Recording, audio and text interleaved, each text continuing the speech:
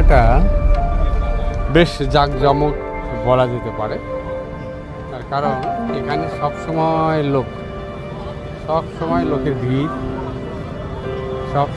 লোকের ভিড়, রাতের 11টা পর্যন্ত লোক থাকবে, প্রচুর লোকজনের ভিড় এখানে। তার মধ্যে গরমের সিজন, যার কারণে সবাই এই দুপুরে না বেরোয় এই সময়ে বেরোয়, এই জাস্ট বেলা ডোবার আগেই সব বেরোয়, যার ফলে এখানকার এই যে নদীর দৃশ্য, এগুলো দৃশ্য সব দেখা যায় এখানে। এই যে বোটগুলো আছে এখানে, ওই পাশের দৃশ্য, ওই যে ব্রিজের দৃশ্য, এইসব মিলিয়ে মোটামুটি দৃশ্যটা ভালোই দেখা যায়। এই জায়গাটা এই জন্য একটু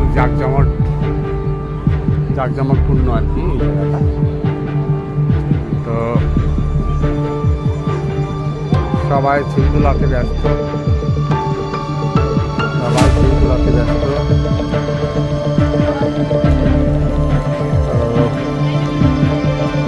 যে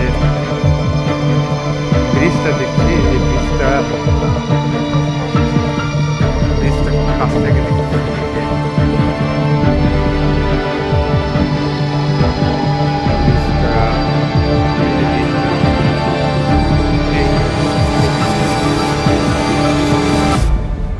রাতের বেলায় হয়তো দেখেছিলাম যে